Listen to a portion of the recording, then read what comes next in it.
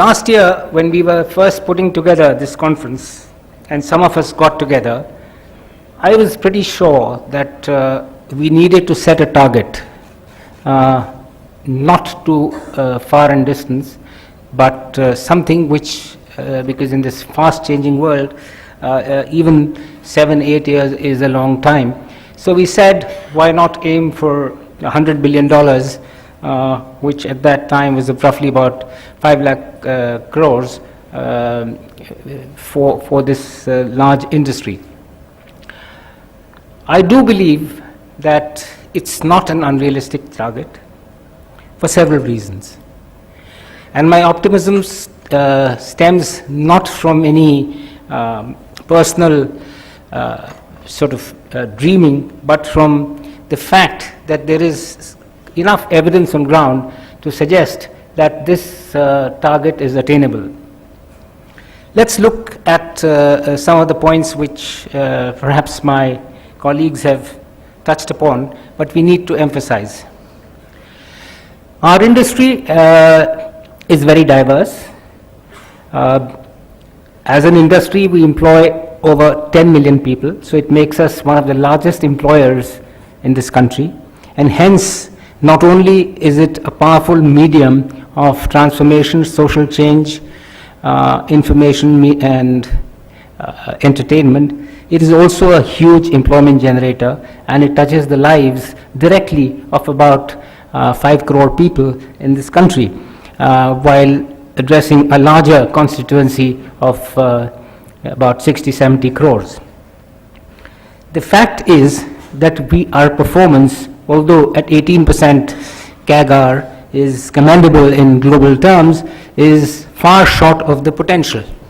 On every metric, we are far below our potential and far below the global standards, whether it's our ad to GDP ratio, whether it's our per capita spend on media and entertainment, whether it's a simple thing as reach of the media. Now, reach is not necessarily defined by the number of TV sets or the number of movie screens, but actually stuff which is being used. So, for example, let me talk about the movie industry. I think one of our biggest problems is, for the last 10 years, we are overproducing. We have 12,000 screens and we produce 1,200 films. It is an irrational sort of equation. We have to somewhere rationalize this, because unless we are able to increase our number of screens, and as Ronnie rightly pointed out, that the number of footfalls in theaters has not actually increased substantially. It's probably just a 10% increase in 40 years. That's not a happy situation. All over the world, including in markets which had substantial dips in the 70s and 80s and 90s, there is a resurgence at the box office, not merely on account of increased ticket prices, but increased footfalls. Obviously, creating new screens, as some of my colleagues from the exhibition sector will point out, is also dependent on several other external factors. The cost of real estate, the multiplicity of licensing regime which is there for cinema theaters. Unfortunately, one of the biggest banes, and I've been talking about this for the last 40 years at every single forum, that for some strange reason, in fact, let's begin with the nomenclature of the ministry. When Jawaharlal Nehru first formed his government, the ministry was called Information and Broadcasting. The world has changed. I think the least we can expect from the government or the Prime Minister is that this ministry should be called the Ministry of Media, because that is what it's dealing with. It's no longer about just information and broadcasting. That sort of symbolically will change the attitude. Similarly, entertainment has remained subject on the state list. Now with the direct tax code and the new reforms in the VAT regime, it's important that we take a look at the regulation and at least move the entertainment industry from the state list to the concurrent list. Now that, and keeping the tax part of it sort of still with the states, but you cannot have different regulatory mechanisms for the industry across 29 states. Ronnie rightly said that actually we are an under-regulated industry. The problem is when there's under-regulation and a tendency to control, there is anarchy, and that is what scares the creative community. You do not know how much of freedom you enjoy to say what you want to say, whether in films, in print, or in television, without hurting the sentiment or the ideology of one small fringe.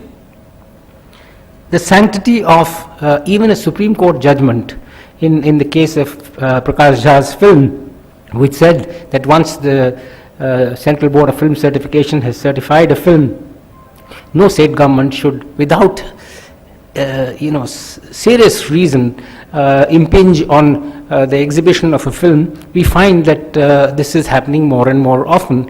And similarly, on television shows, there are arbitrary decisions being taken by local governments, and sometimes there's no adequate, because in the absence of a proper broadcast regulator, these kind of problems keep cropping up. Recently, for example, we've had a meeting with the Animal Welfare Board.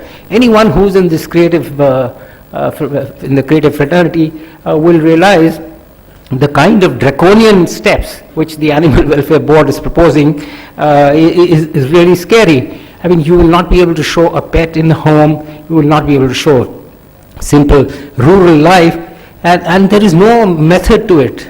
I hope with the new film certification bill which is on the anvil, some of these anomalies will be taken care of. Let me talk about innovation. If we need to leapfrog from 18% to 30% growth, even on a small encapsulated period of 2 or 3 years, which I'm confident as an industry we can do, we need to focus on innovation. Innovation is not just about technological change. Innovation is a process of a change in the mindset, in thinking, in management, in execution. Let's look at films. More and more people are taking the easier route, planning sequels, and a term which my friends in Hollywood coined a few years ago, franchise. Every filmmaker wants to create a franchise, whether the story lends to it or not. Secondly, the cost of production, both for films and television, has increased exponentially, not actually in inverse proportion to the increase in revenue. This is a dangerous trend. We need to understand that while the market is expanding, we still need to be conservative in our costs. Marketing spends are going through the roof, and most of it is vanity marketing. Every star wants a large launch. Everybody wants to be on TV trying to promote, cross-promote shows. I mean, there is no scientific study which says that how much of money is actually being wasted by doing all these, according to me, stupid cross-promotion, which is not directly reaching out to the audience. We've seen lack of innovation in print. I mean, changing typography or changing the size of the newspaper does not necessarily mean innovation. And the only innovation perhaps which has happened in the last decade is this controversial thing of paid news, which is not to me any innovation, but just a method of extracting more money out of some gullible people. We need to innovate in content. We need to innovate in strategy. Let's look at television news. We have the largest number of news channels in the world, but the problem is that all of them have become tabloidized. They are all shrill. They have a set of talking heads. They're talking and debating irrespective of what the audience is, and self-appointed arbiters of public opinion are expounding on the truth. The fact is, as somebody wisely put it, India debates and Bharat votes. We have to understand this.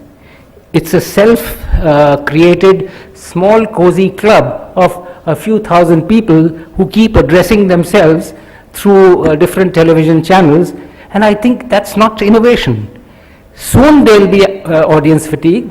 People will start forgetting or dropping off the radar, and I'm sure that the people behind these news channels are conscious that the same cannot be thrust down day after night, year after year.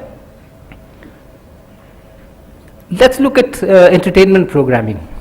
Indian television, logically, like Hollywood was in the 40s, is heavily influenced by films, in India's case, Bollywood. That's logical because Bollywood or the films were the fountainhead of television. But we cannot have the same kind of show across channels which has not changed. I mean, the same garishly dressed women talking the same kind, telling the same story is not going to engage your audience. And please understand, the audience will only pay for something which is incremental in its value. Otherwise, you will see a depreciating return.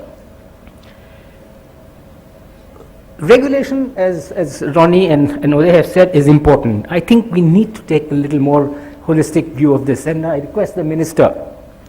I was part of a task force set up by the Prime Minister about 7 years ago, which looked into this whole ICE sector.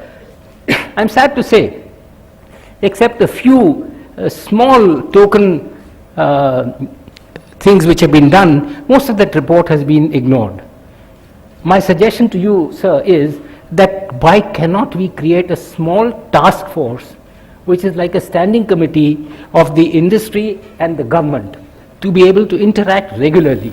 And this should not be done on the basis of associations or political affiliations, but rather based on a body of eminent professionals and experts who can then carve out this long-term vision for the industry.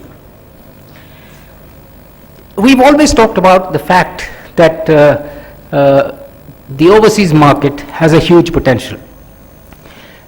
We need, as an industry, to start focusing beyond the South Asian diaspora.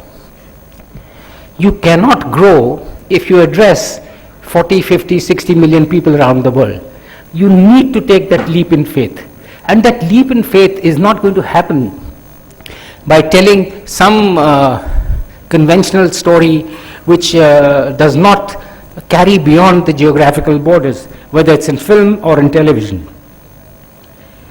I think it's important. Talent, as Ronnie mentioned, I was part of the Skill Development Council for the industry, and some of the recommendations which we made, I hope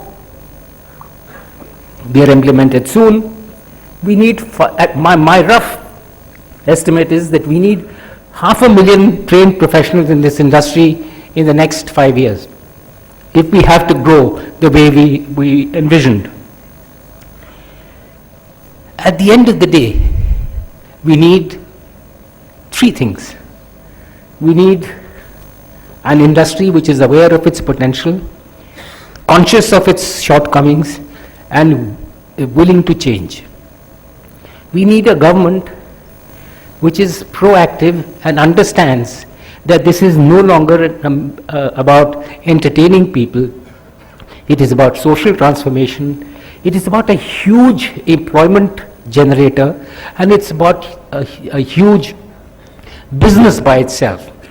The fact that we can be a 500,000 crore industry in 5 years or 6 years is a huge achievement. Unlike the IT industry, for example, we have had not a single positive intervention from the government which in terms could have actually given us some simple benefit. For example, waiving duty of digital equipment, creating a broadcast regulator, having a long-term vision plan for the industry. These are some of the challenges. But then, what is life without challenge? And I'm sure that most of us have the ability to walk the edge. We only need some support, and we are dreamers. We will dream, but now it's time to transform those dreams into reality and actually get